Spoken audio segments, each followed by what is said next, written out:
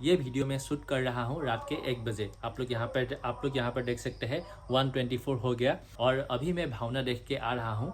Hello everyone, कैसे हैं आप सब? Welcome back to day 10 of my 100 day challenge. आज संडे है, इसीलिए डेली रूटीन से थोड़ा सा दूर होके आज मैं अपने दोस्तों के साथ घूमने निकल आया हूँ। और आप लोग देख सकते हैं ये तीनों जाएंगे और इसके वजह से आज देर हो रहा है।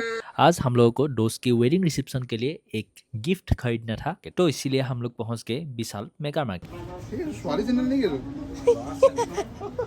वहाँ थोड़ा शॉपिंग किया, थोड़ा मस्ती भी की और फिर गिफ्ट सिलेक्ट करके हम लोग घर वापस आ गया।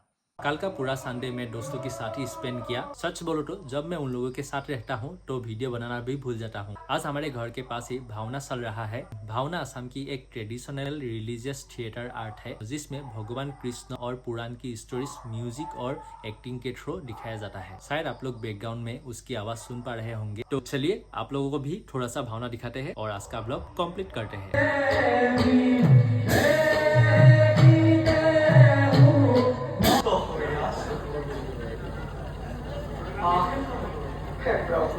이마에도 애기 월급부터 하니 우라호머로 아로마